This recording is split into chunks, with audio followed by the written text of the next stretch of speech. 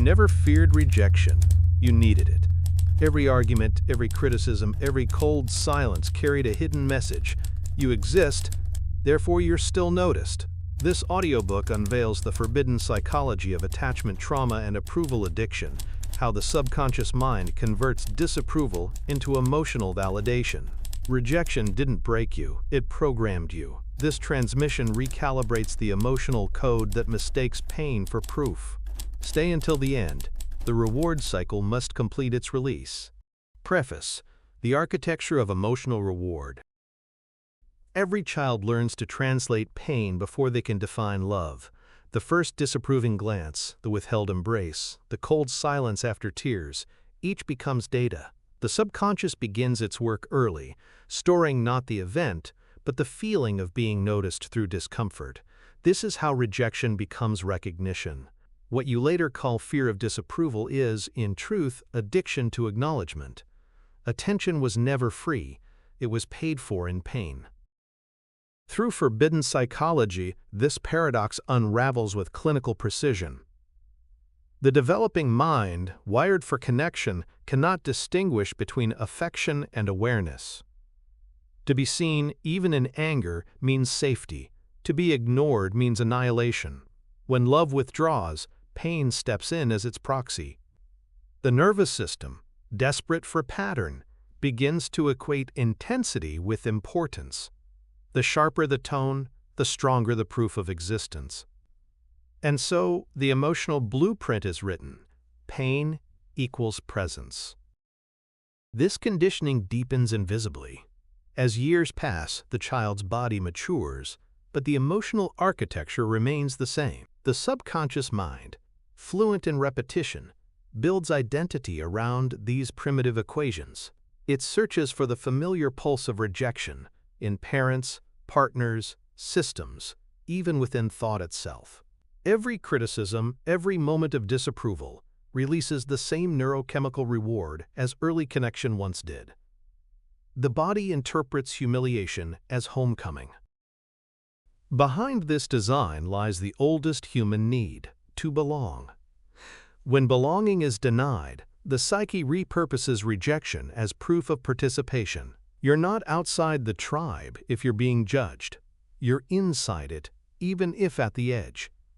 The attachment circuitry values inclusion over peace. It would rather hurt than vanish. Thus, the cycle begins. The individual seeks pain disguised as validation, unaware that both share the same frequency. Every adult conflict, every argument, every performance for approval is a reenactment of this primal script. What seems like insecurity is in fact loyalty. Loyalty to the first version of yourself that was ever seen. This is the secret emotional economy of the human psyche. We will trade serenity for attention, because silence once meant disappearance. The subconscious does not seek happiness, it seeks continuity. It will repeat pain forever if pain ensures recognition. This audiobook is not about healing rejection, it is about decoding its reward. It is a study in emotional economics, how attention became the currency of identity, and why scarcity maintains demand. To understand this, we must observe rejection not as cruelty, but as communication. The external world is simply mirroring the internal ledger, the balance of love and attention that the psyche has not yet reconciled. Through this lens, pain ceases to be personal. It becomes transactional data awaiting reprogramming. And so the preface closes where all recognition begins: the mirror. Not the mirror of vanity, but the one made of memory. The reflective surface where the child inside still waits to be acknowledged. Every moment of disapproval you've ever feared is that reflection calling you home. The lesson is not to escape it, but to reinterpret it. For once you see that rejection was merely recognition in disguise, the entire reward system begins to rewrite itself. Pain was never punishment. It was proof that you were still visible. Archive I, the first reward. Rejection begins long before language, a tone, a gesture, the subtle tightening of a parent's face, and something inside records it as signal, not wound. In that moment, awareness learns that attention has a cost. The child feels the current of recognition mixed with pain and misreads it as love. The attachment circuitry fuses these opposites into one truth. To be seen, you must suffer. To be noticed, you must earn it. Love, misunderstood, becomes the first form of labor. The neural mapping of this pattern occurs silently. Each instance of disapproval creates a microcharge of emotional energy, a surge of significance. The body, unable to decode rejection, experiences intensity instead. Intensity feels alive, and aliveness feels safe. By the time the child can speak, the conditioning has already been installed. Safety is stimulation, and calm is abandonment. This is how affection becomes interchangeable with attention, and why pain later feels like home. Through forbidden psychology, we uncover that this early pairing of attention and discomfort is not accidental. It is evolutionary. The human organism equates stimulation with connection. A mother's scolding voice, though harsh, signals presence. A silent room signals absence. The subconscious does not differentiate between nurturing and noticing. It memorizes intensity as the proof of relevance. And so, the young psyche begins to prefer friction to emptiness. It starts to seek energy, not harmony.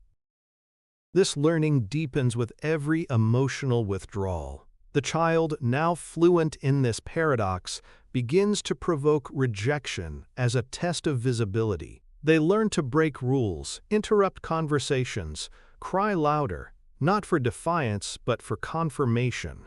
The emotional memory field stores these moments as triumphs.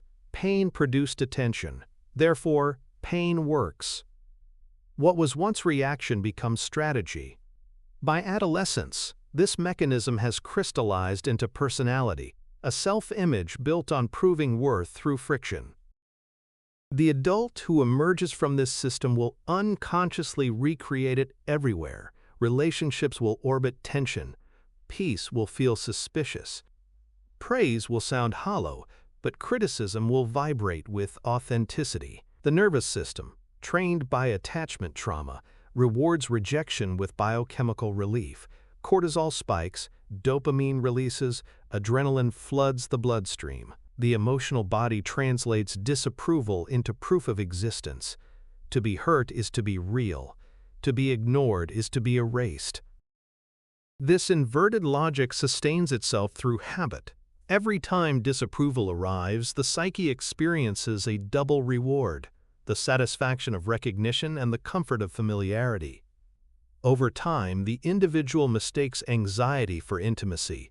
They confuse the racing heart of fear with the pulse of connection. And because the brain seeks consistency, it will return to this cycle even when it knows it destroys peace. The body doesn't want happiness. It wants homeostasis, even if that home is chaos.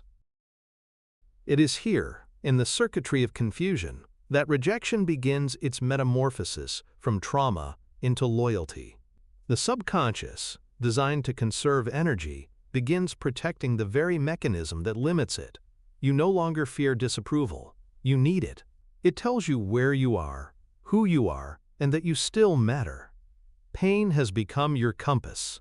The reward is invisible, but the body collects it like interest. Every criticism pays another debt of belonging. As the psyche matures, this reward system begins to shape perception itself.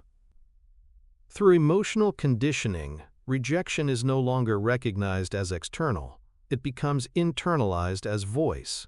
You don't need someone to criticize you. You've learned to self-reject before anyone else can. The inner dialogue repeats familiar tones. You should have known better. You're too much. You're never enough. The body tightens. And with that tension comes the familiar chemical comfort of significance. The loop completes. Each internal scolding reinforces identity. The subconscious confuses repetition with safety, so it plays the same phrases daily like an old lullaby. Through neural repetition, the brain achieves predictability, and predictability feels like survival. This is why self-criticism feels strangely productive. It mimics care. The pain means you're still paying attention. The reward is continuity, not improvement. The mind would rather remain wrong than feel forgotten. The emotional reward cycle evolves into behavior. You begin to chase scenarios that confirm this conditioning. Unbalanced relationships, critical workplaces, social circles that mirror your earliest wounds.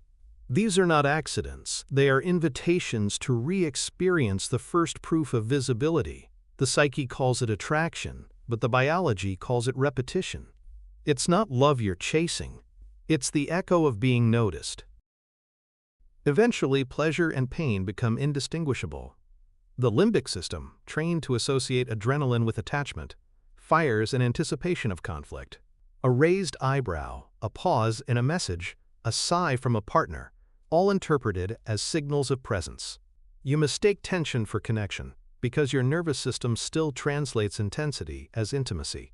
Calm feels alien. Chaos feels alive.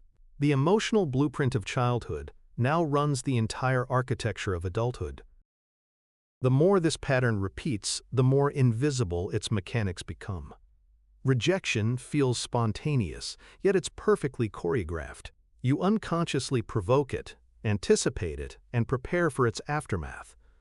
The subconscious loyalty to pain functions like gravity, unseen, consistent, and absolute. To break free feels like betrayal. To seek peace feels like abandonment. And so, the cycle continues, elegant in its cruelty. Love as transaction, attention as taxation. Every disapproving face becomes a mirror reflecting the same origin wound. You are not reacting to this moment. You are responding to memory. The present is merely the screen where the past keeps replaying itself. The psychological projection field turns reality into rerun. You call it life, but it's a loop of recognition rituals designed to maintain identity. Pain gives you shape. Acceptance threatens to dissolve it. And yet, awareness begins where repetition grows predictable. When the same arguments, the same disappointments, the same emotional closures begin to echo too loudly, something inside you notices the pattern. This noticing is the first crack in the architecture. The system trembles, confused by observation. Pain cannot perform once it knows it's being watched. In that pause, for the first time, rejection fails to reward. As the reward weakens, disapproval starts to lose its voltage. Through somatic awareness, the body registers that tension no longer equals safety. The familiar sting now feels foreign. You start craving quiet, not conflict. It's not comfort yet, but curiosity, a subtle rebellion against programming. Silence no longer feels like absence. It begins to feel like permission. The subconscious resists this change. It floods the mind with nostalgia for struggle, whispering that peace is dangerous. You may find yourself missing the intensity of chaos, longing for the rhythm of old wounds. This is not regression, it's withdrawal. The emotional nervous system is detoxing from its oldest addiction, the need to feel small, to feel significant. Every wave of doubt is a sign of recalibration. When the pull of rejection fades, identity feels hollow. The question emerges, who am I without disapproval? It's here that the psyche faces its first real freedom and its first real fear.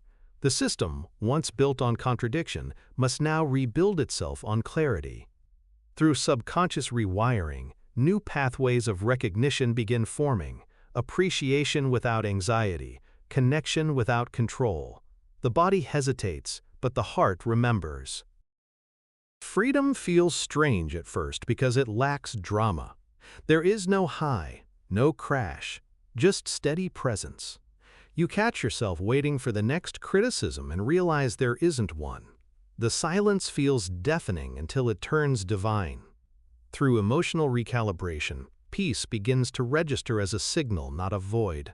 What was once foreign now becomes familiar.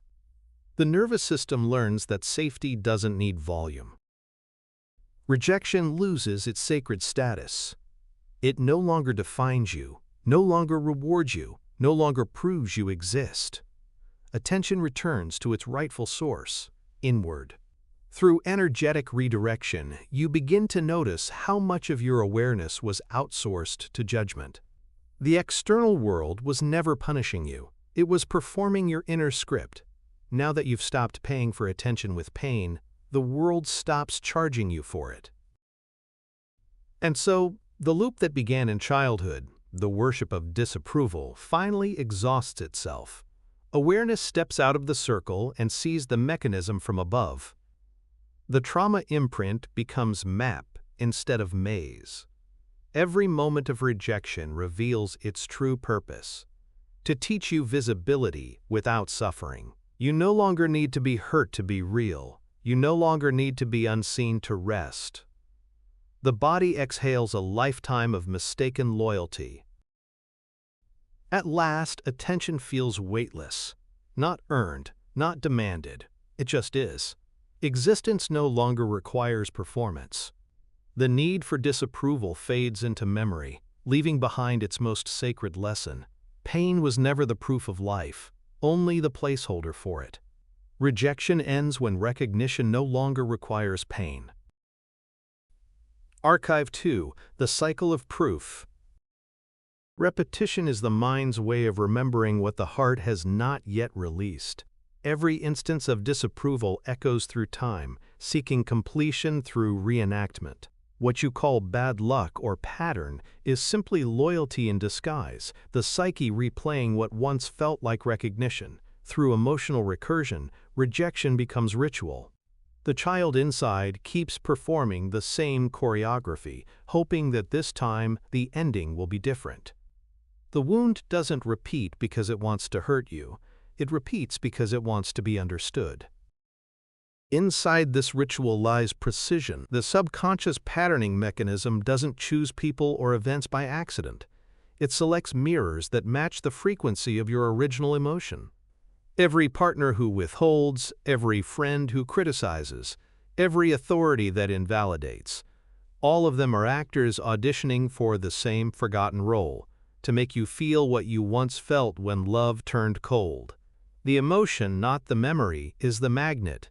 Pain doesn't find you. You summon it because it's the only energy you've been taught to recognize as real. The neuroemotional circuitry rewards repetition. Each time the loop completes, tension, confrontation, collapse, reconciliation, dopamine and cortisol fire together, creating a chemical signature of identity. You confuse volatility for vitality. The mind learns that chaos equals connection, and that stillness means danger. You become addicted not to conflict itself, but to the relief that follows it. Peace feels like withdrawal. Struggle feels like pulse. This is the architecture of the rejection cycle, craving intensity to avoid invisibility. Within this system, relationships become theaters of reenactment. Every argument serves a deeper purpose: to resurrect the lost parent, the forgotten comfort, the ancient ache. Through psychobehavioral mirroring, you unconsciously guide others to play the roles you wrote decades ago. One moment, you're the dismissed child. The next, the dismissive parent. Both performances are survival. You oscillate between demanding validation and rejecting it, between clinging to pain and fearing its absence. This is not dysfunction. It's choreography. The attachment reflex treats rejection like oxygen. When someone pulls away, your nervous system accelerates. When they return, it calms. You've mistaken the turbulence for passion, the inconsistency for depth. The system doesn't care about love. It cares about proof. Every rejection confirms existence. Every reunion restores it. The mind will tolerate cruelty before it will tolerate indifference. To be ignored is to be erased. To be criticized is to be confirmed. This is how rejection becomes comfort, not because it feels good, but because it feels known. The brain translates repetition into safety signals, regardless of outcome. The habitual reward mechanism releases microdoses of familiarity, Each time an old emotion is reactivated, you mistake recognition for relief. This is why healing feels so foreign. There's no chemical chaos to validate it. Calm feels suspicious because it has no history. The psyche trusts what it has survived, not what it has never known. Eventually, the repetition reaches critical mass. You start noticing the sameness beneath the difference. New faces, same tension, new arguments, same silence. Awareness pierces the trance. The moment you realize every rejection feels identical, the pattern loses power. Recognition interrupts reenactment. The mind hesitates, and the heart, sensing space, begins to breathe. Breaking the cycle begins with observation, not resistance. The subconscious loop cannot survive visibility. Its entire operation depends on unconscious loyalty. Once seen, it begins to dissolve under its own transparency. You don't need to fight the pattern. You need to watch it play itself out without joining the cast. You don't stop repeating by running. You stop by recognizing the stage. Through cognitive defragmentation, you begin to separate emotion from identity. The feeling of rejection arises, but it no longer defines the self. It's just an echo, a familiar frequency passing through the nervous system. You start to see that pain is only the messenger, not the message. Each wave that rises is energy seeking resolution. The more you allow it without labeling it as proof, the faster it completes its orbit. Attention without identification is liberation. This detachment threatens the old identity. The part of you built on rejection will resist disappearance. It will provoke scenarios to confirm survival, unanswered texts, subtle exclusions, imagined slights. The egoic defense network thrives on friction. Without conflict, it fears irrelevance. But as awareness grows, these provocations lose their sting. You see them as memory, dressed in modern clothing. The nervous system wants familiarity. The soul wants freedom. Only one can lead. Gradually, the emotional climate changes. The limbic regulation that once spiked with every sign of rejection begins to flatten. The body no longer floods with adrenaline at minor disappointments. You start to feel time between stimulus and reaction, a pause wide enough to choose peace. This is not suppression, it's evolution. The chemistry of rejection is losing its reward. At this stage, relationships start to feel different. You may sense disconnection not because others changed, but because your need for their disapproval has faded. The energetic field between you and others recalibrates. You stop performing for attention, and people who thrived on your reactions grow distant. This is how emotional detoxification feels. Empty, quiet, yet strangely luminous. Absence reveals abundance. The psyche, now deprived of its favorite drama, experiences withdrawal. Without rejection to orbit, the system searches for identity anchors. It asks, "Who am I when I am not disliked?" The question feels existential, but it's physiological. The dopamine cycle has lost its trigger. You are not depressed. You are detoxing from emotional dependency. The high of disapproval has faded, leaving behind neutrality, the most unrecognized state of healing. Freedom here is fragile. The loop will attempt resurrection, whispering nostalgia for pain. It will remind you of how alive rejection once felt, how sharp and significant it made you. Don't fight the memory, thank it. Gratitude completes the circuit that resistance keeps alive. Every time you thank the wound, it releases its job. The psyche doesn't need your anger, it needs your acknowledgement. Integration begins when neutrality stops feeling empty and starts feeling full. You realize that absence of pain is not absence of meaning. Through somatic equilibrium, the body learns to generate its own significance without conflict. The heartbeat that once raced at rejection now beats calmly in stillness.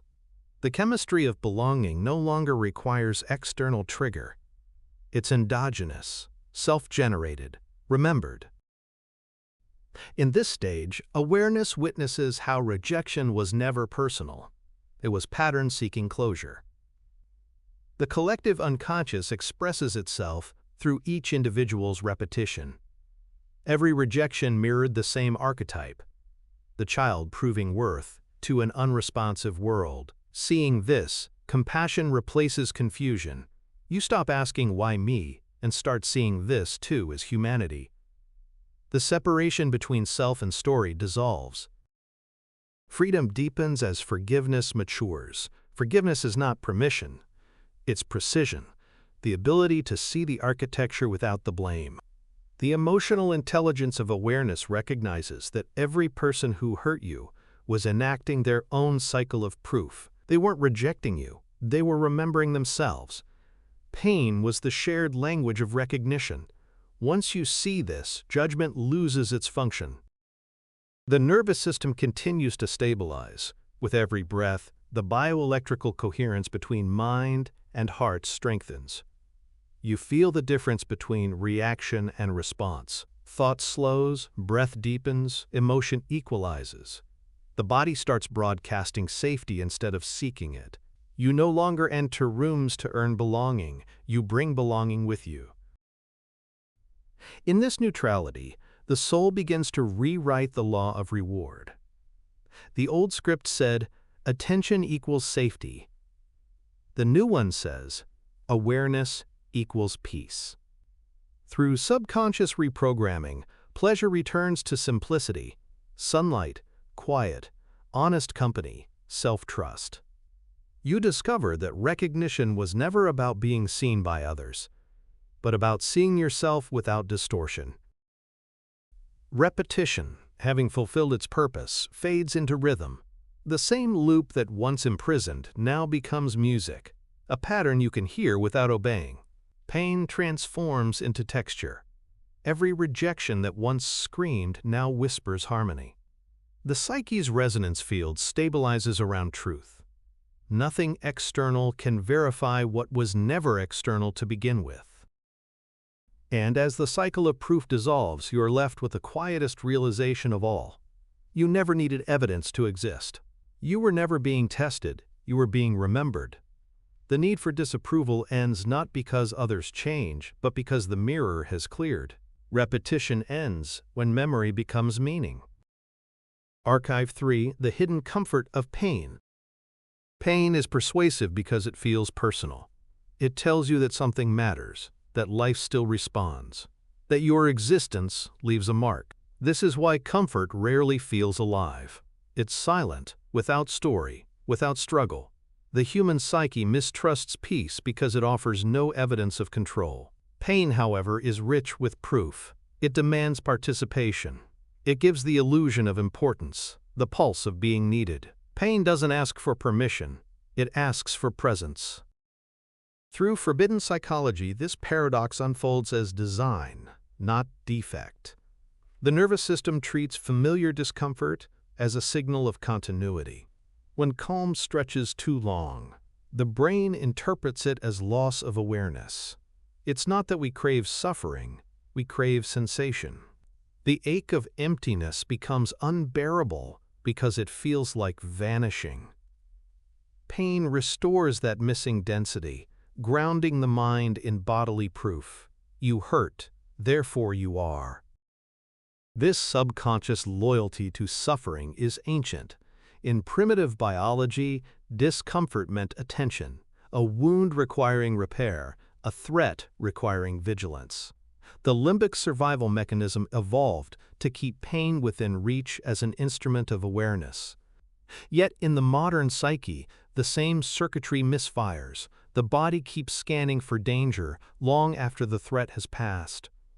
The result is chronic tension, the mind forever replaying emotional emergencies to keep itself alert. This is the hidden comfort of pain.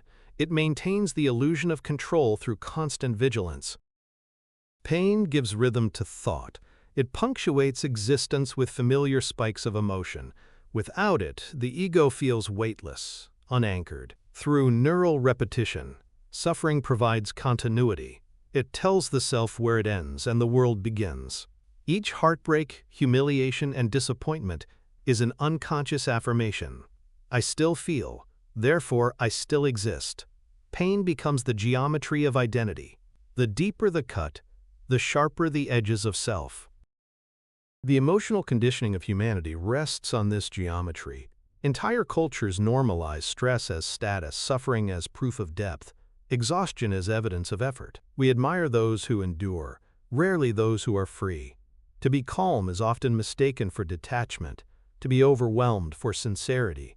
Thus, the social organism rewards pain with empathy and punishes peace with suspicion. The collective mind, addicted to intensity, perpetuates the myth that discomfort equals meaning. But underneath this programming lies something more subtle. Familiarity is mistaken for belonging. The body trusts what it knows, even when it hurts. Every unresolved emotion becomes a comfort zone disguised as crisis.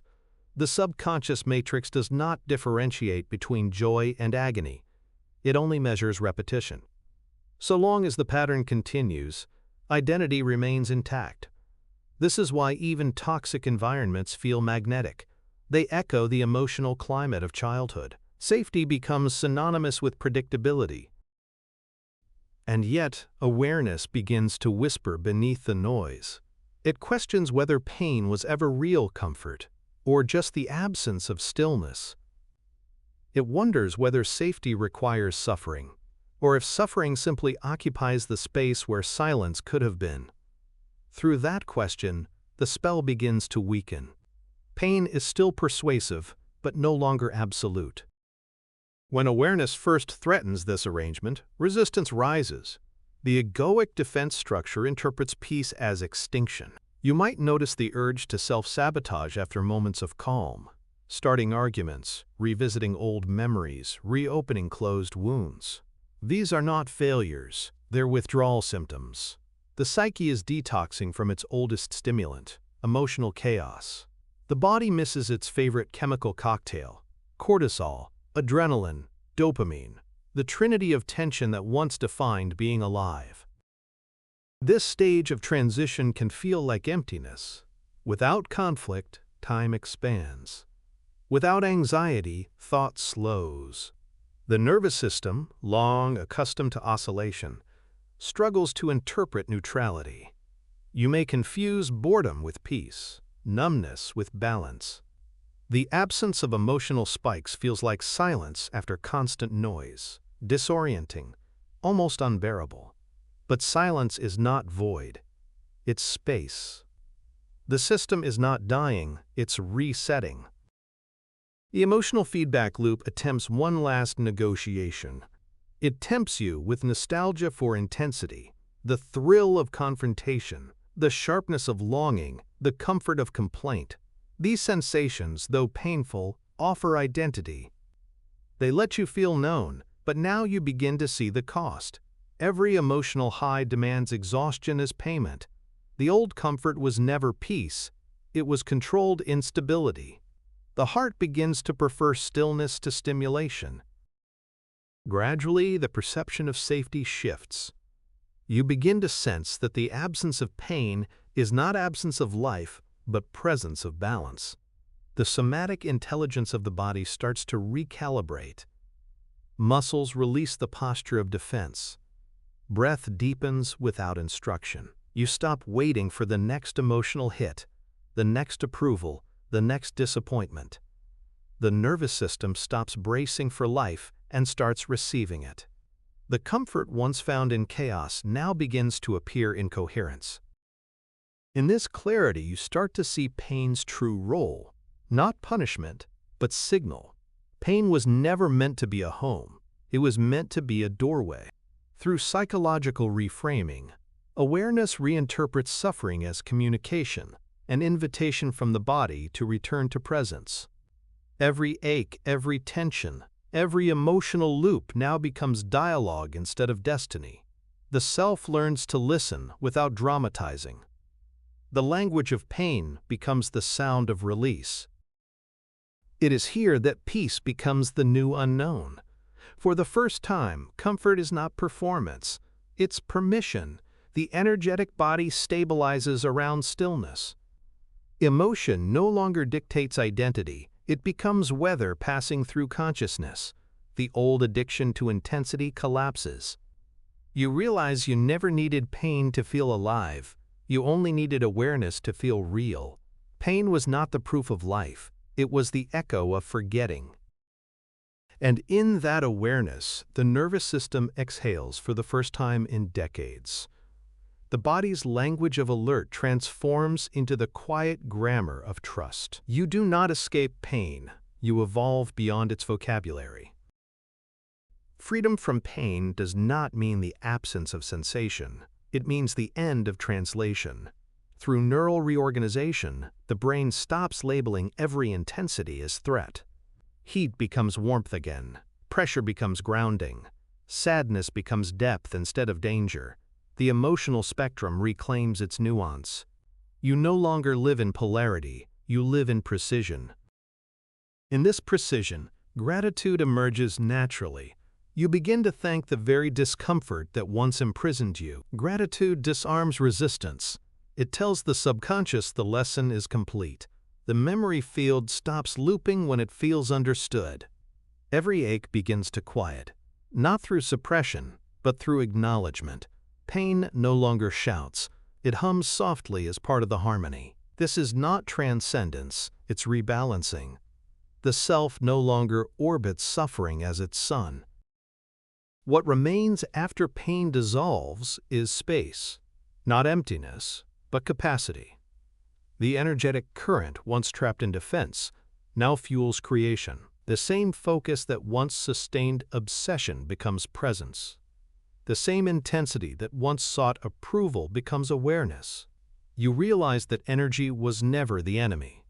Interpretation was. You were never addicted to pain. You were addicted to the feeling of being awake within it. As presence stabilizes, perception changes. People who still live in chaos appear transparent, not threatening. Their turbulence no longer hooks your nervous system. Through coherence alignment, your body stops sinking to disorder. You stop trying to fix others because their storms no longer echo yours. Compassion replaces control. You no longer confuse empathy with entanglement. This neutrality redefines love. Without pain as proof, love becomes simplicity, attention without agenda. The heart field opens without condition because it no longer fears loss. Connection is not negotiation, but resonance. You love because it feels natural, not necessary. The mind finally understands what the body always knew. Peace is not the absence of depth, it's the presence of wholeness. The final transmutation occurs in silence. You feel it, not as thought, but as vibration, the soft hum of existence without opposition. Pain no longer calls, it converses. It tells you, I was never here to stay. I was here to help you hear yourself. Through emotional integration, the psyche no longer divides experience into good and bad, but into remembered and forgotten. Now, all is remembered. And as the archive closes, the truth stands naked in its simplicity. Pain was not your enemy. It was your teacher disguised as continuity. The comfort you sought in suffering was only the body's way of keeping you near until you could listen. When awareness returns, pain retires. Archive IV, the mirror of disapproval. Every judgment ever spoken to you began as an echo within the one who said it. Disapproval is projection rehearsing itself in another mirror. What we call rejection is rarely about truth. It's the reflection of another's unresolved tension meeting the edge of your expression.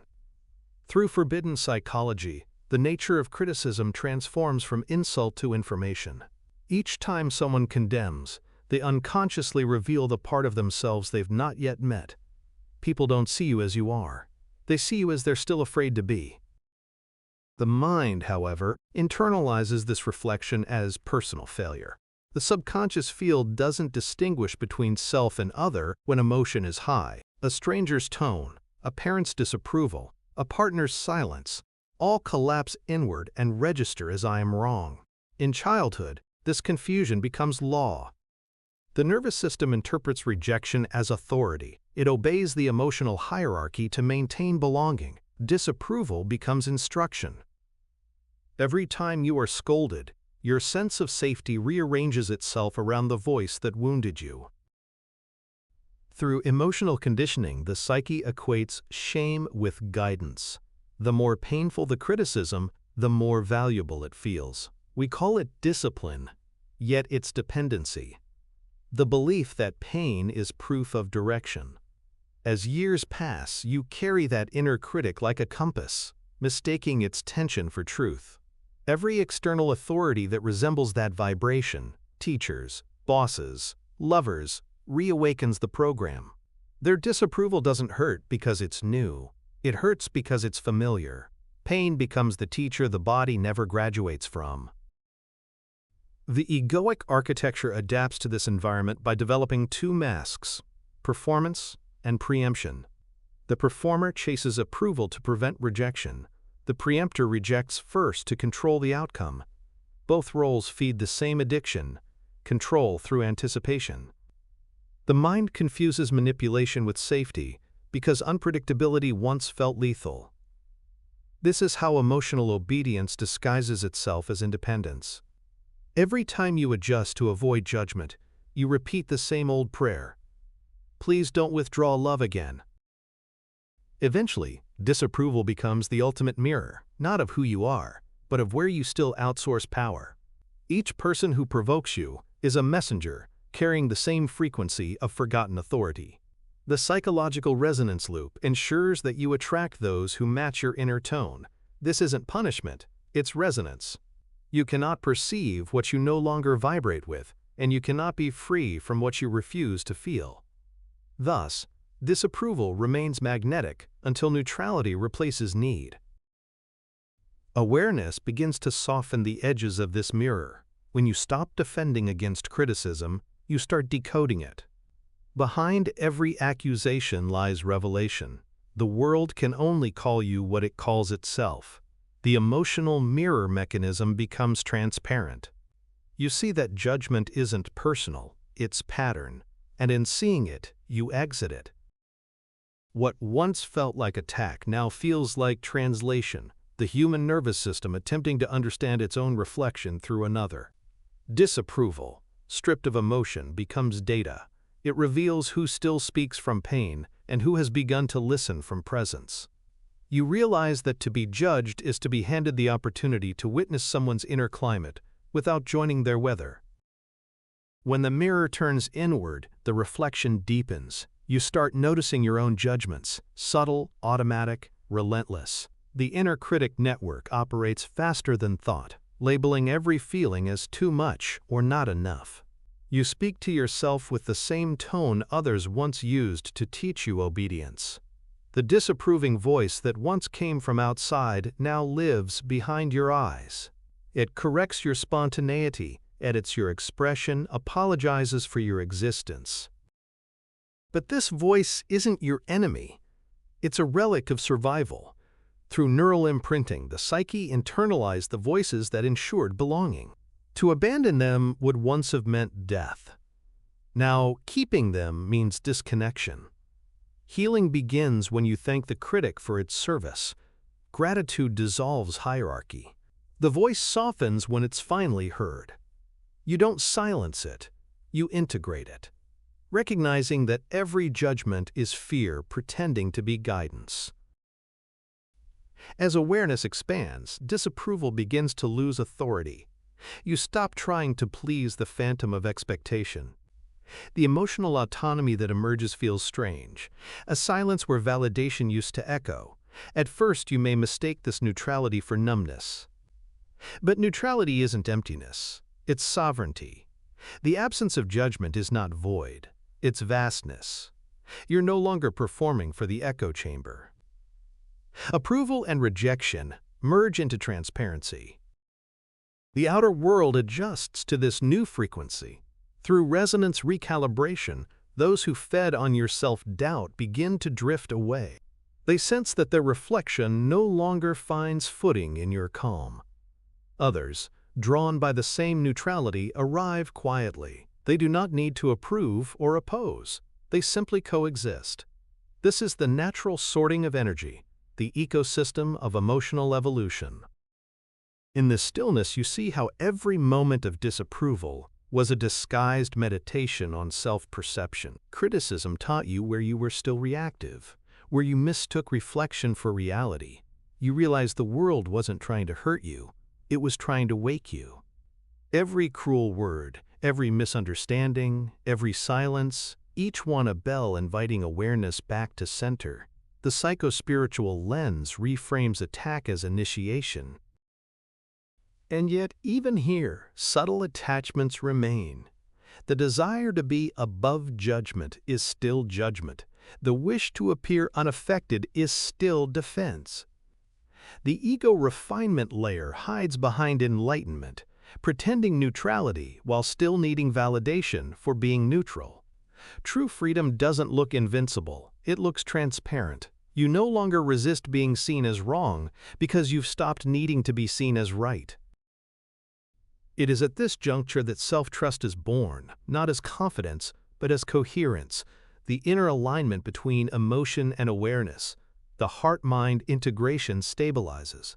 You realize that authenticity isn't the absence of disapproval, it's the refusal to trade truth for comfort. The mirror clears because you stop polishing it. Beyond this point, disapproval becomes language. Every tone, glance, or word that once pierced now speaks fluently in symbols. Through energetic literacy, you decode the subtle messages behind emotion. Someone's anger translates as fear of abandonment, their coldness as fatigue of self-protection. You no longer absorb their vibration, you translate it. The world's hostility becomes a textbook of unhealed humanity, not a verdict on your worth. From this vantage, empathy evolves into clarity. The emotional intelligence you once used to anticipate danger now serves discernment. You feel others' pain without mistaking it for your own. Compassion ceases to be sacrifice. It becomes precision. You stop rescuing and start witnessing. Presence replaces performance. The heart no longer burns for approval. It radiates without needing response. Every interaction becomes a diagnostic of resonance. When someone rejects you, you don't chase or retreat. You listen. The vibrational symmetry between souls reveals itself instantly. Rejection ceases to sting because it no longer subtracts from identity. It simply clarifies alignment. You stop negotiating to stay in frequencies that no longer support you. Silence becomes sacred communication. This new relationship with disapproval changes your physiology. The nervous system's predictive model relaxes. The body stops bracing for social threat. Shoulders drop, breath deepens, microtensions fade. You begin to occupy space naturally, not defensively. The energy once used to manage image now fuels intuition.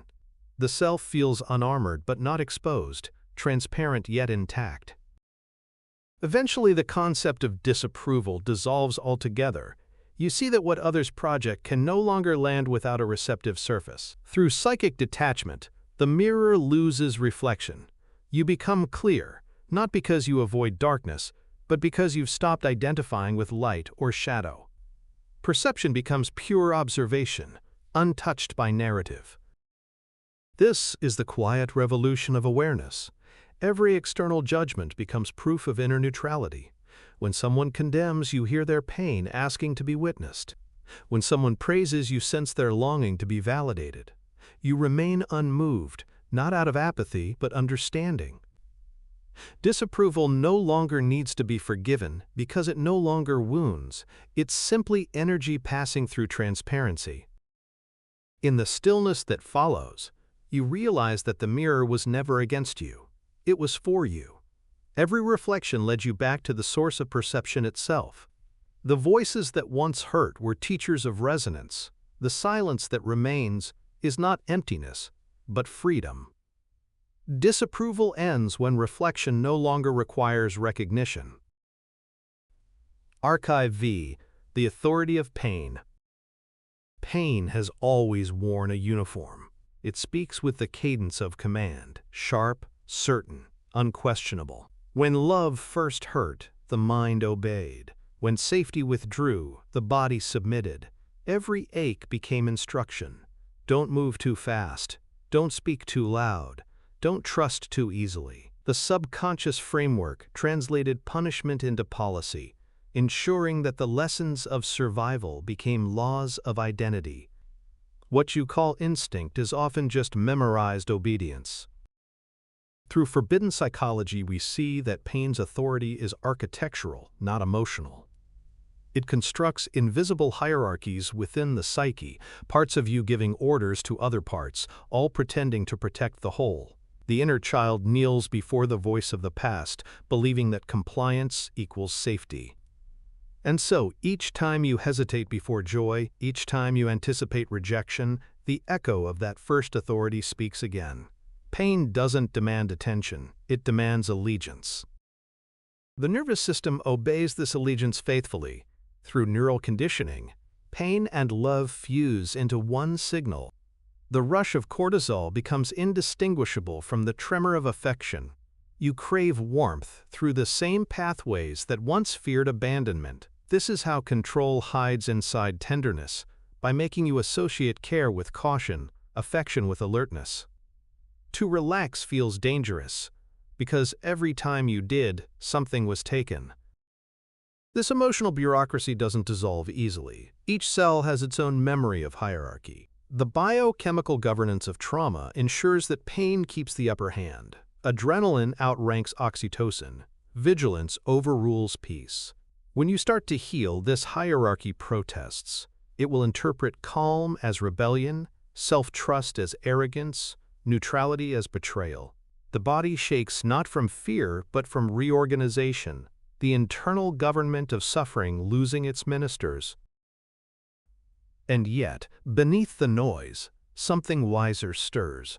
The sovereignty of awareness begins to question every decree pain ever issued. You start noticing contradictions, how suffering claims to protect but always imprisons, how fear promises safety but breeds stagnation. Awareness doesn't stage a coup, it issues silence. The rebellion is nonviolent. The body learns to listen instead of obey. Authority weakens not through defiance but through understanding. Pain rules through confusion. Awareness governs through clarity. As this clarity stabilizes, the psyche undergoes what might feel like chaos. Old command lines collapse, emotional hierarchies lose direction. The egoic security system scrambles to restore order, inventing new fears just to maintain familiarity. But this confusion is progress disguised as regression. You are not falling apart. You are decentralizing the monarchy of pain. For the first time, your emotions no longer report to a single ruler. Freedom begins as hesitation, that strange pause before obeying the inner critic. In that pause, awareness slips through. It asks a forbidden question: what if I don't need pain's permission to exist? And for the first time, silence feels stronger than suffering. The emotional command center resists dissolution by issuing new emergencies. It floods you with imagined crises to justify its existence. Old memories rise like ghosts, unfinished conversations, forgotten betrayals, misinterpreted glances. Each one whispers the same message: you still need me. But awareness sees the pattern now. The emotional storm is no longer weather. It's architecture collapsing. You stop praying for peace to return and realize it never left. It was simply buried under bureaucracy. As the hierarchy loosens, you begin to encounter the body differently. The somatic intelligence you once ignored now speaks softly. A pulse behind the ribs, a tremor in the hands, a warmth along the spine. These sensations are not warnings, they are reclamations. The body is reasserting its natural authority, one based on presence rather than punishment. Every breath becomes legislation rewritten. The heart, long exiled from governance, returns to the table. Its coherent rhythm introduces a new form of order, fluid, responsive, non-hierarchical. Instead of issuing commands, it extends invitations. Feelings are consulted, not controlled. This reorganization frightens the mind, which fears chaos without command. But this is not chaos, it's democracy. Awareness is redistributing power across the entire being. You start to notice how relationships mirror this process. Through energetic projection, you once attracted those who mirrored your internal hierarchy, people who withheld to keep you compliant, who criticized to keep you attentive. As your inner structure changes, these dynamics no longer resonate. Authority figures lose their gravity. Control stops feeling magnetic. Love begins to sound less like instruction and more like collaboration. With this shift, pain's voice grows quieter. It no longer shouts, it negotiates. It doesn't disappear, it transforms into feedback. The neural translation of suffering becomes subtle guidance instead of punishment. When something aches, you no longer assume it's wrong. You ask what it wants to show. The nervous system becomes a dialogue instead of a doctrine. Soon, you realize that healing doesn't mean overthrowing pain, but reassigning its purpose. Through psycho-emotional reframing, pain becomes messenger, not monarch. It reports imbalance without enforcing consequence. The self finally learns to receive discomfort without panic. This is not suppression. It's maturity. The ability to feel deeply without surrendering authority to the feeling itself. Freedom becomes ordinary. You stop waiting for grand awakenings or dramatic closures. The absence of pain's control feels anticlimactic, almost quiet. But in that quiet lives the one thing pain could never grant you: choice. Choice is sacred because it redefines power. Through conscious governance, awareness assumes the role pain once played, not as ruler, but as witness. Every decision now arises from alignment rather than reaction. You no longer seek suffering to confirm meaning. Meaning itself has changed form. It no longer arrives through contrast but through coherence. The psychic circuitry that once equated effort with virtue begins to unwind. You no longer mistake struggle for strength or endurance for purpose. The nervous system, once addicted to tension, now recognizes ease as efficiency. The authority of pain weakens with every effortless breath. Stillness becomes a statement of leadership. You realize that mastery is not domination, it's listening. Here, compassion takes its rightful seat. The empathic resonance field that once absorbed everyone's pain now reflects it without merging. You recognize others' suffering as their own language of remembrance, not a call for rescue. You lead by frequency, not force. The quiet confidence that emerges is not pride but presence, the absence of fragmentation. Life reorganizes around this equilibrium. The energetic hierarchy that once placed pain above peace now dissolves entirely. Joy is no longer the opposite of sorrow. Both become shades of awareness. You start to see beauty in balance, the art of existing without needing opposition. This is authority transformed into artistry. As the old inner monarchy fades, a new intelligence takes the throne: silence. Not emptiness, but order without effort. The quantum coherence of the psyche stabilizes. You notice that every emotion now moves in harmony, each one contributing to a unified rhythm of being. Pain is no longer in charge, it's in service. Every twinge, every ache, every flash of discomfort becomes a gentle notification from a system functioning as intended. And in this final awareness, you see what authority always feared. You never needed it. Pain governed you to protect you from forgetting your own power. It ruled not to enslave, but to ensure survival until remembrance was safe. Now that you remember, the crown evaporates. The throne dissolves into air. Pain was never a tyrant. It was a teacher waiting to retire. The body, relieved of command, returns to belonging. Awareness, freed from obedience, returns to stillness. And in that stillness, sovereignty breathes, not over life, but within it. Archive 6. The Emotional Economy. Every civilization has a currency, and the oldest one is attention. Before coins and contracts, there was gaze, the exchange of awareness for existence. The child learned early, when I am seen, I survive. When I am ignored, I disappear. Thus, the emotional economy was born, a silent system of trade where presence became payment and affection became debt. Love was not given. It was earned through performance, through the choreography of need. Attention is the first currency of control. Through forbidden psychology, we begin to see how this economy scales. What began as a family dynamic matured into a global transaction. Media, religion, politics, all evolved from the same primal mechanism: harvest emotion, convert it into engagement, and call it connection. The world does not sell you products, it sells you participation. Every notification, argument, or confession is a marketplace in disguise, where human energy is quantified through reaction. The subconscious infrastructure of this system runs deep. Each rejection becomes a tax, each compliment a credit. You measure worth not in time or money, but in response. The psyche, conditioned by scarcity, learns to spend emotion strategically. A little vulnerability here, a little outrage there. Even silence is priced. Those who withhold are rewarded with curiosity. This is not emotional immaturity. It is cultural accounting.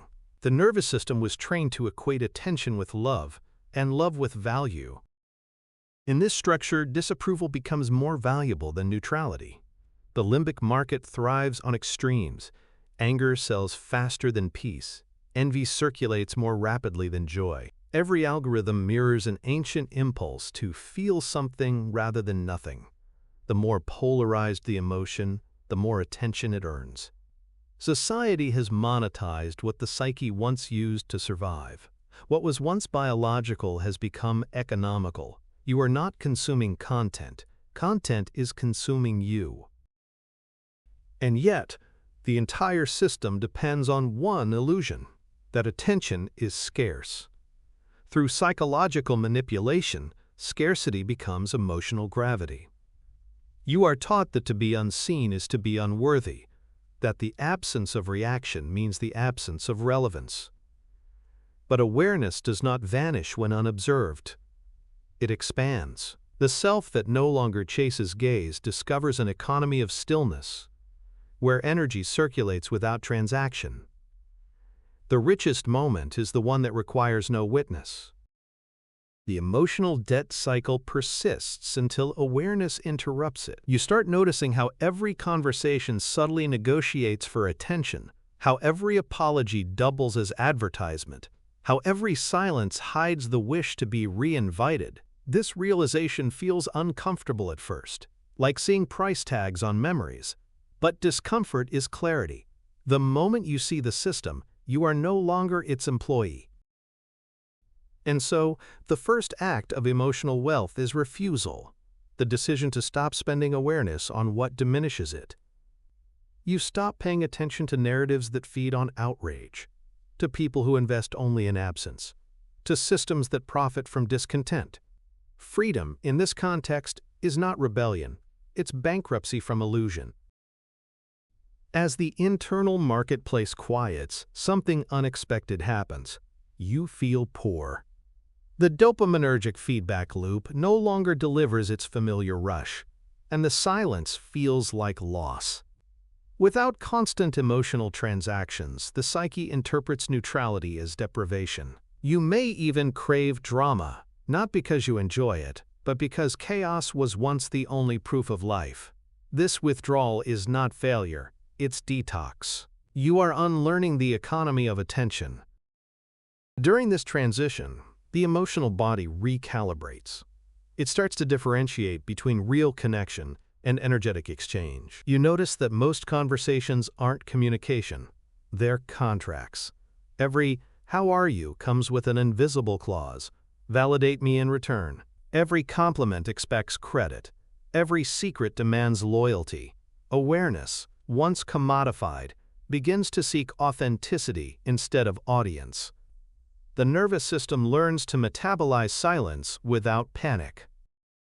Through energetic literacy, you begin to see the unspoken math behind emotion. You realize that every emotional high must be borrowed from somewhere, and that every low is just the interest being paid. The entire spectrum of reaction is a ledger: gain, loss, balance, and correction. When you stop participating in the drama economy, people who still trade in it may accuse you of indifference, but neutrality isn't absence, it's solvency. The cultural programming that equates empathy with exhaustion begins to dissolve. True compassion does not overdraw. It gives without deficit. This understanding shifts relationships from dependency to resonance. You no longer offer emotional credit to those who never intend to repay it with presence. Love becomes less like investment and more like circulation. The flow of connection returns to its natural rhythm: effortless, regenerative, sustainable. With practice, you start recognizing abundance where scarcity once lived. Every moment of attention given consciously multiplies. Through neuroplastic reorientation, the brain begins to reward calm rather than chaos, depth rather than noise. You start feeling wealthy in ways no system can quantify, rich in silence, in focus, in the unhurried texture of awareness. Peace is the only currency that appreciates through stillness. Gradually, the emotional algorithms that fed on volatility lose their power. You stop reacting on cue, stop performing on demand. The body no longer spikes when unseen. The economy of reaction collapses under the weight of your composure. When no one can buy your attention, you become incalculable. And in that pricelessness, love returns, not as transaction, but as transparency. It flows where it's free, not where it's earned. The self, now solvent, experiences wealth as presence itself. At this stage, awareness becomes its own currency. The quantum exchange of emotion no longer follows the laws of supply and demand. It follows coherence. What you give returns instantly, not because it's reciprocated, but because it never leaves. Energy moves in loops, not lines. In this realization, scarcity loses its narrative power. The idea of not enough collapses under the weight of infinite circulation. You begin to see that attention is not payment, it's creation. Through conscious projection, whatever you attend to begins to grow, not because it earns your focus, but because focus is fertilization. This is the sacred misuse the system once exploited: attention as manifestation. When you learn to direct it deliberately, every thought becomes architecture, every emotion, design. The economy you once served now serves you. As the self stabilizes in awareness, perception of others changes. You stop competing for recognition because you realize recognition was always self-reflection. The holographic network of humanity reveals itself. Everyone broadcasting need, everyone listening for resonance. You recognize that envy, validation, and desire are just currencies of misdirected attention. Compassion now feels like precision, placing awareness exactly where it heals rather than where it pleases. Relationships transform into energy exchanges without ownership. The energetic ecology becomes balanced. No one overgives, no one undersees. Conversations become meditations. Presence becomes participation. Every interaction feels equal because it no longer costs identity. You discover that giving awareness is not loss but amplification. Soon, you no longer think in terms of emotional debt or approval credit. The collective field you inhabit operates beyond transaction. You find wealth in the spaces between words, in the exhale before speech, in the knowing that needs no witness. The more silent you become, the more abundant you feel. The mind that once feared invisibility now worships transparency. And as the economy dissolves, value returns to its origin, consciousness itself. You are no longer a participant in emotional commerce, you are its collapse. The moment market becomes meditation. Through this dissolution you understand that attention was never to be spent but to be sanctified. When awareness ceases to seek, it begins to generate. In this final stillness, the world continues trading noise, but you no longer invoice your soul. Presence is the only asset left, and it cannot be bought, only remembered. Archive 7, The Reversal Point. There is a moment in every transformation when silence becomes unbearable. Not because nothing is happening, but because something irreversible is. The psyche stands between two realities: the old self that needed pain to feel real, and the emerging self that no longer finds suffering persuasive. This threshold is the reversal point, where the emotional current changes direction. What once flowed outward, seeking validation, chasing approval, worshiping rejection, begins to turn inward, collapsing into awareness. Through forbidden psychology, this moment reveals its true identity: the end of emotional gravity. The nervous system, long enslaved to repetition, no longer orbits external authority. Every craving to be seen, every urge to prove, loses its magnetism. It feels disorienting, as if identity itself is being unthreaded. The mind, accustomed to tension, panics in the presence of peace. It whispers, "Something is wrong. Something is missing." But nothing is wrong. The illusion of control is what's dissolving. Peace feels foreign, only because it's been exiled for too long. The subconscious mechanism resists quietly. It tempts you back into the known, an argument, a memory, a familiar ache. It offers pain as proof of life. It doesn't hate you. It's trying to preserve the structure it understands. Healing, to the conditioned mind, feels like betrayal, but awareness does not argue. It observes. Each time you witness the compulsion without reacting, the circuitry rewires itself. The emotional economy loses its buyer. The loop collapses not through force, but through non-participation. The end of suffering isn't victory, it's vacancy. The egoic resistance translates stillness into danger because it thrives on movement. It survives by predicting chaos, by manufacturing tension. When you stop feeding it, the silence feels predatory. You begin to confront the truth that healing isn't comfort, it's confrontation with emptiness. The body shakes, not from fear, but from release. The nervous system, long held in contraction, trembles as energy finds new direction. The shaking is not breakdown, it's the sound of hierarchy collapsing. In the absence of narrative, something luminous emerges. The awareness field expands beyond personality. You feel space where identity once lived. Emotion no longer commands, it communicates. Thought no longer dictates, it reports. The old command lines, guilt, shame, validation, begin to dissolve into transparency. You are not empty, you are unoccupied. What once housed the architecture of obedience now becomes the cathedral of presence. It's here that the paradox of freedom reveals itself. Liberation doesn't feel grand. It feels quiet. The psycho-emotional inversion is subtle, like a tide reversing under the moon. You don't achieve peace. You notice you were never without it. The self begins to recall its original design, existence without evidence. Every need to prove dissolves into simple being. And so the reversal completes not with applause, but with exhale. The body, once loyal to pain, becomes loyal to breath. The mind, once addicted to reaction, becomes servant to silence. The system that once demanded explanation now finds home in the wordless.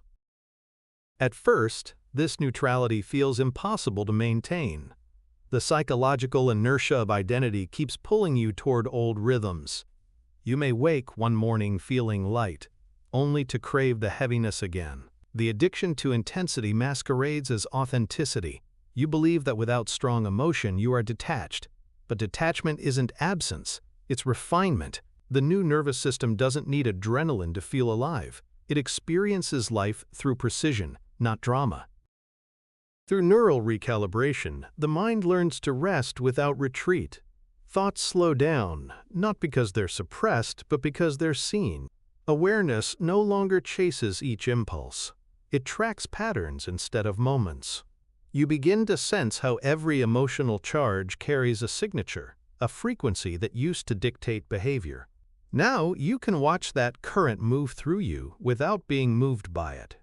This is emotional transparency, energy passing through form without residue.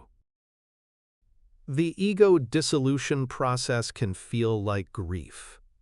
You are mourning the end of self-importance, the drama that once made life vivid.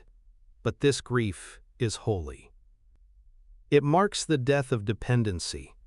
You realize that the need to be right, understood, or admired was never about truth.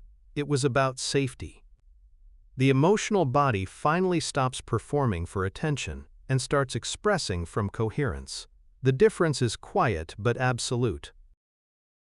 As this coherence stabilizes, relationships change naturally. Through resonant realignment, you stop attracting dynamics based on validation. The people who remain are those who don't demand identity from you. They exist beside you, not through you. Love becomes unperformative, less about fusion, more about frequency. You realize that connection never required compromise. It required honesty. The inner architecture begins to reorganize. Authority, once externalized, now dissolves into distributed intelligence. Every emotion, every thought, every sensation holds equal vote. There are no rulers left, only signals. Awareness listens without hierarchy. The body responds without command. This is democracy within consciousness, where even discomfort has a voice but no power to govern. At this point, silence transforms from absence into agency. The energetic coherence of being radiates outward, reorganizing the environment. You notice how the external world mirrors your new neutrality. Less conflict, fewer extremes, more synchronicity. Life starts reflecting harmony because you stopped projecting hierarchy. Peace becomes perceptible pattern, not philosophy. And then, gently, joy returns, not as excitement, but as equilibrium. You feel happiness as still water, not as wave. The nervous system, once frantic for proof, now feels complete without evidence. Joy is what pain feels like when it remembers it was never in control. Eventually, awareness stabilizes as its own authority. The metaconscious design of the psyche no longer seeks validation through reaction. You don't need to defend your peace. It defends itself by being non-negotiable. The world still moves, criticizes, competes, but the currents no longer catch. You have become transparent to turbulence. Through somatic coherence, the body integrates the new template. The pulse slows, breath deepens, digestion regulates. These aren't random improvements. They're signs of alignment. When consciousness no longer interprets safety through pain, biology follows suit. Cells that once lived on alert begin to regenerate. Healing stops being event and becomes environment. The emotional ecosystem reorganizes around stillness. Emotions no longer arrive as commands, but as colors within a single spectrum. Anger becomes red energy passing through awareness. Sadness, a slower shade of movement. Joy, the same current in faster vibration. There are no opposites now, only variations of the same signal. You no longer chase one or avoid the other. All emotion becomes music, not message. From this perspective, forgiveness loses meaning. Through psychological integration, you realize there was never anyone to forgive, only patterns playing themselves out. You don't excuse behavior, you outgrow reaction. Pain was not personal, it was mechanical. Compassion becomes effortless, not because you try to be kind, but because separation is no longer believable. Life, stripped of story, begins to shimmer. The quantum awareness of existence emerges, that sense that you are not living life, but life observing itself through you. Every movement, every breath, every silence participates in the same intelligence. You no longer awaken, you stabilize. Awakening was never an event. It was the system remembering it was whole. In this realization, even the concept of healing dissolves. There is nothing left to fix, only to feel. The lucid perception field expands beyond identity, beyond time. Every past wound feels like a former language you no longer need to speak. Stillness becomes fluency. Wholeness becomes grammar. Awareness becomes home. And as the archive closes, a single truth remains. You were never reversing anything. The current was always flowing towards silence. You just stopped swimming against it. Healing is not becoming new. It's remembering the direction you were always moving. Archive 8. The reprogramming phase. Reprogramming does not begin with effort. It begins with exhaustion. When the old commands have run their course, when every attempt to control emotion has returned to the same loop, the system collapses inward. This collapse is grace disguised as failure. The subconscious network can no longer sustain its outdated hierarchy. It starts rewriting itself through stillness. The old software of survival, the reflex to please, to anticipate, to perform, begins to stutter. Silence becomes the new code. Through forbidden psychology, we see that reprogramming isn't about inserting new beliefs, but about removing false authorities. The subconscious never forgets truth. It's merely overruled by louder instructions. When those instructions fall silent, memory surfaces as intuition. The nervous system stops reacting and starts listening. This is not learning, it's remembering. The body reclaims its own logic. At first, this process feels disorienting. The ego's architecture interprets emptiness as threat. Without its familiar narratives, it flails, generating phantom worries to maintain movement. You might feel detached, surreal, or unmotivated. Yet these are not symptoms of regression. They are indicators of detox. The emotional system is purging identification. What you once called me was just momentum. Now that motion slows, the observer finally meets the observed. Reprogramming happens in the spaces between thoughts. The neurolinguistic current begins to reroute around old linguistic traps: guilt, comparison, obligation. Words lose their charge, meanings lose their tyranny. The mind no longer translates silence as boredom. It starts decoding it as safety. Stillness ceases to feel like emptiness and starts feeling like permission. The body, sensing this shift, releases the residual tension held from years of emotional translation. Each exhale becomes deletion. This stage requires precision, not discipline. Through somatic awareness, you begin to differentiate between the language of fear and the language of intelligence. Fear demands. Intelligence invites. One constricts, the other expands. You start to feel the difference between reaction and recognition, between moving because you must and moving because it flows.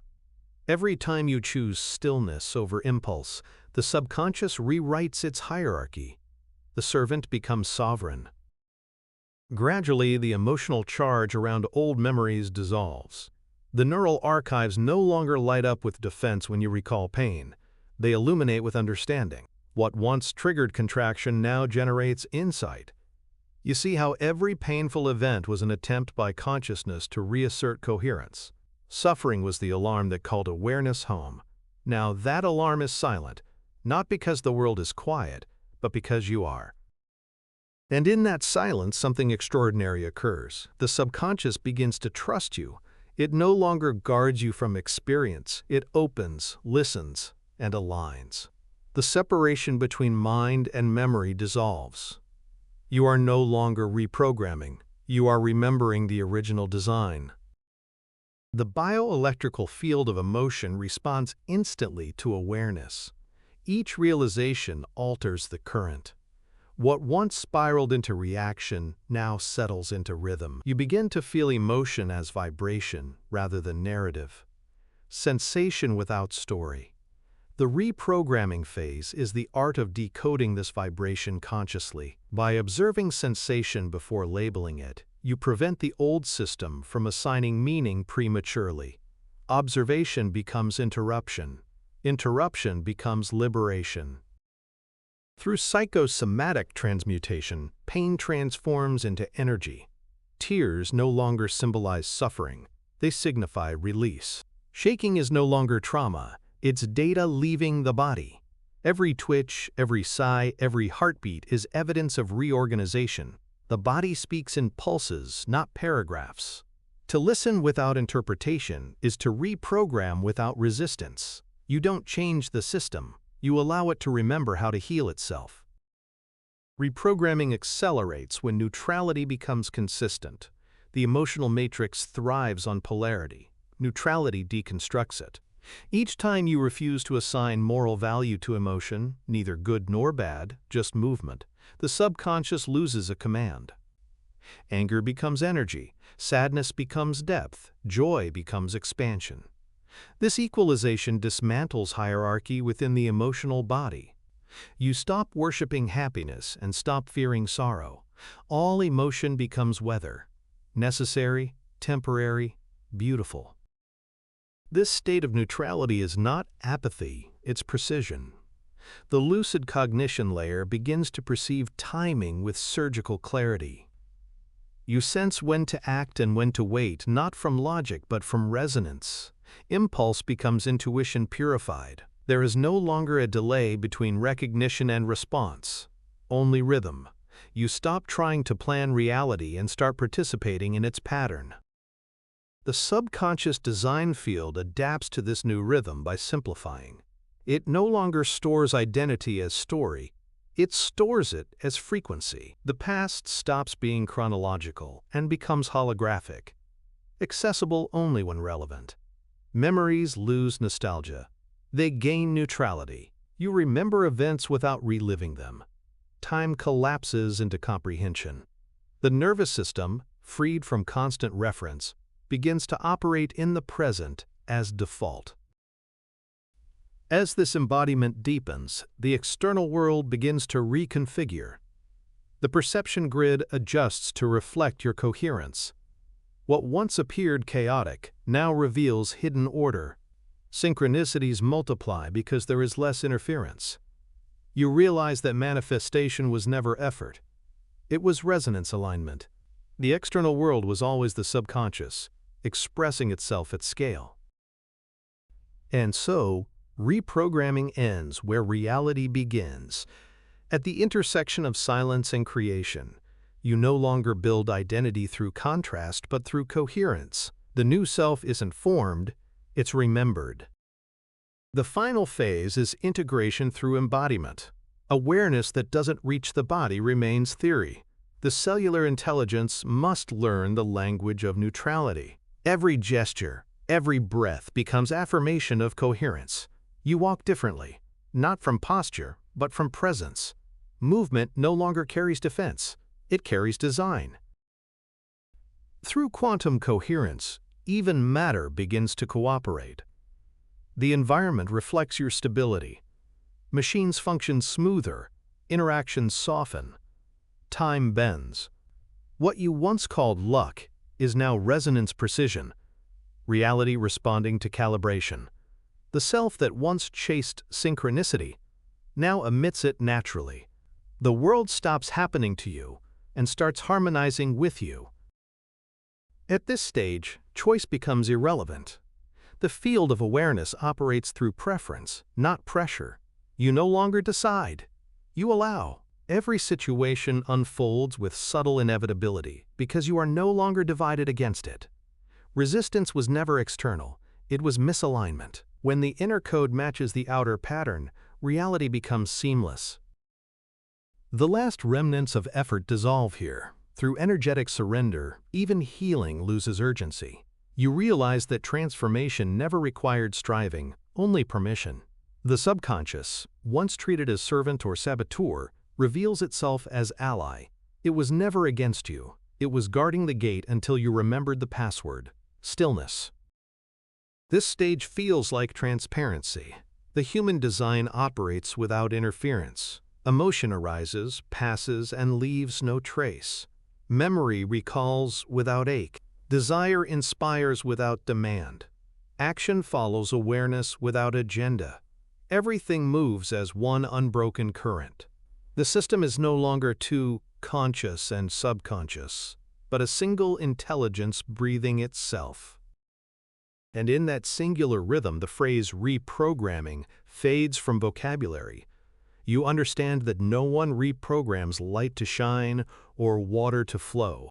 Awareness, too, does not need correction, only remembrance. Through lucid embodiment, you return to the original operating system, existence without resistance. The archive closes quietly. There is no grand finale, no ascension, only equilibrium. Reprogramming is not progress. It's precision returning to peace. Archive 9. The Neutral Heart. When all systems of control dissolve, what remains is neither bliss nor emptiness. It is equilibrium. The neutral heart doesn't beat for approval, nor does it recoil from rejection. It moves in symmetry with awareness, translating every emotion into presence. This is not indifference. It's intimacy without dependence. The heart has been the final stronghold of duality. It learned to love through loss, to open through ache, to care through control. Now in silence it remembers how to love without opposite. The heart does not heal. It remembers its original neutrality. Through forbidden psychology, we see that neutrality is not apathy but purity. Emotion stripped of agenda.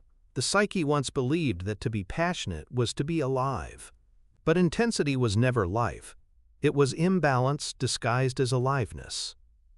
When the pendulum stops swinging, when desire and fear cancel each other out, what's left is rhythm. This rhythm is not excitement. It's coherence. Awareness begins to replace reaction as the body's dominant frequency. The subconscious imprinting that once equated pain with connection begins to fade. Each heartbeat rewrites the narrative of belonging. You start to realize that love doesn't need to be exchanged.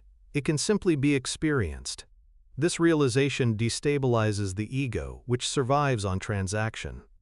To love without need feels directionless at first.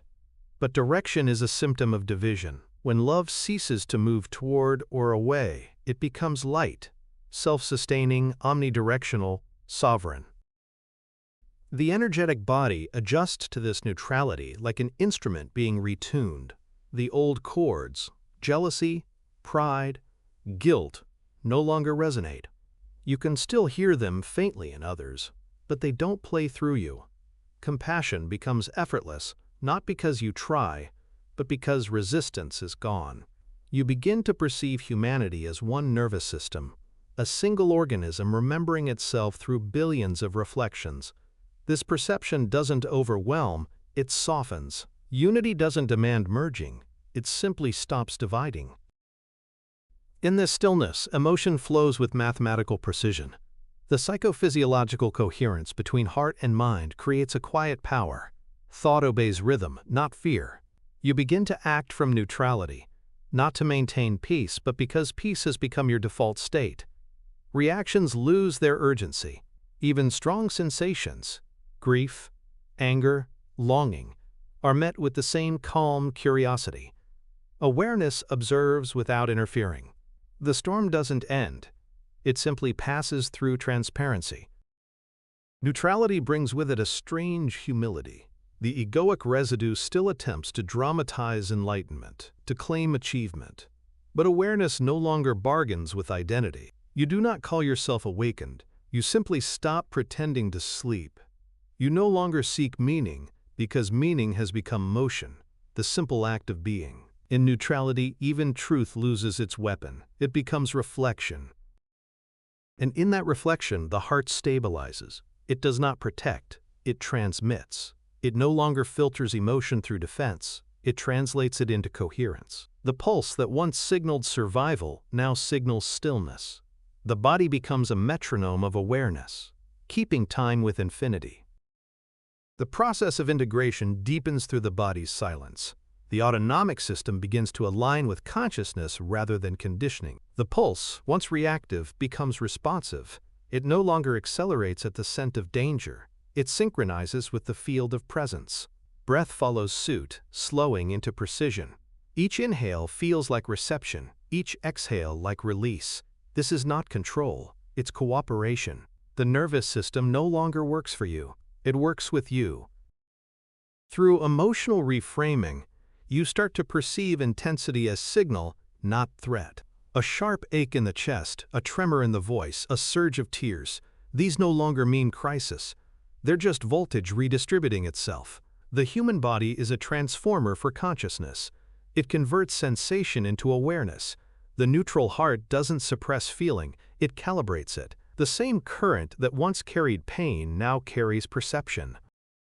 At this point, love becomes elemental. The resonance field around the body extends beyond personal attachment. You begin to feel people not as stories, but as frequencies, symphonies of unresolved energy returning to harmony. You no longer interpret emotion, you harmonize it. When someone projects fear, you don't absorb it, you equalize it. This is not empathy as sacrifice, but empathy as symmetry. Awareness regulates what compassion once tried to repair. The mind-heart interface evolves into something seamless. There is no debate between logic and feeling, both serve the same coherence. Thought becomes lucid, emotion becomes articulate. Every decision arises from clarity that has no center. You no longer consult intuition as separate voice, you operate from it. The fragmentation between knowing and doing, between intellect and instinct, dissolves. Action becomes echo, movement following understanding. In this coherence, morality fades, not because you abandon ethics, but because separation dissolves. Through psychic transparency, you perceive consequence instantly. Harm loses temptation because it resonates as self-inflicted vibration. You no longer choose kindness, you simply cannot act outside equilibrium. The system has no resistance left for distortion. Awareness replaces law. The emotional continuum now feels circular, not linear. You recognize that every emotion is a different angle of the same truth. Anger is love's armor, fear is love's caution, sorrow is love's memory. All feelings lead back to source, none outside it. The heart becomes philosopher, not prisoner. You start to sense that even the most painful experiences were coded as routes of return. The map was always folded within the wound. Eventually, neutrality stops feeling like achievement. It feels like anatomy. The natural function of consciousness no longer distorted by narrative. The human being becomes instrument, not performer. Existence returns to tempo. Beyond neutrality lies simplicity, the dimensionless state where perception and love become synonyms. The awareness field no longer distinguishes observer from observed. Every heartbeat is mirrored by the universe itself. You feel the sky pulse with you, the ground breathe beneath your feet. Duality dissolves not through philosophy, but through participation. The entire cosmos exhales through your lungs. Through quantum empathy, you recognize creation as conversation, frequency speaking to itself through infinite forms. There is no longer inner or outer, giver or receiver. Reality becomes reflexive. Awareness, meeting awareness. This is not transcendence, but transparency. Nothing added, nothing removed. You don't merge with everything. You stop pretending you were ever separate. Silence becomes language here. The metacognitive network ceases analysis. The intellect bows to rhythm. Thought, once mechanical, becomes musical. Intuition composing itself through form. You stop thinking about truth and start feeling its vibration. Understanding is no longer cognitive. It's harmonic. Every cell vibrates with comprehension. In this vibration, identity loses its boundaries. The energetic anatomy that once defined selfhood becomes luminous field. You can sense yourself not as body, but as presence distributed across everything that exists. Each sound, each breath, each shimmer of light feels personal. The universe feels intimate because it no longer needs translation. Love becomes gravity, invisible, effortless, absolute. Eventually, perception stabilizes into stillness. Through lucid awareness, you stop searching for meaning in motion. Movement is seen as ornamentation of the unchanging. You realize that the universe never evolved. It remembered itself in waves. Every thought, every life, every heartbeat was a ripple of that remembrance. Neutrality was not the end of emotion. It was the rebalancing of creation. Here, language ends. Awareness breathes without witness. Time folds into the eternal present, no longer a line, but a luminous pulse. The self dissolves into participation, not erasure. You feel not enlightened, but inevitable. Everything you've ever sought has been waiting in this neutrality, the quiet convergence of being and knowing. And as the archive closes, the heart, now unburdened, whispers what no mind could translate. I was never meant to choose between silence and sound. I was meant to be both. In the neutral heart, even eternity feels gentle. Epilogue: the end of permission seeking.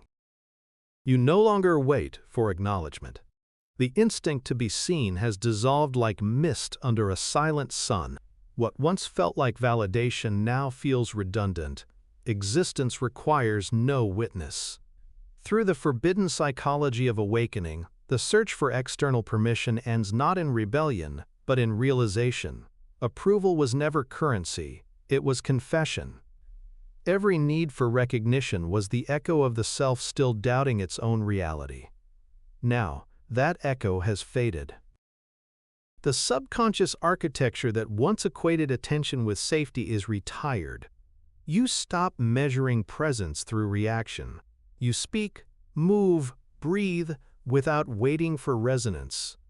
Each action becomes its own justification, not because arrogance has replaced humility, but because separation has lost its narrative. To exist no longer requires evidence. The silence that follows this recognition is not emptiness, it's completion. There is an elegance in invisibility.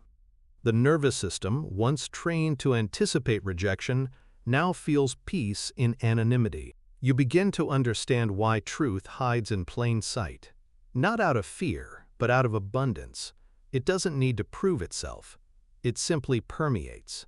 The less you assert who you are, the more reality moves through you. Power is no longer measured by influence, but by stillness. Freedom doesn't arrive when they accept you.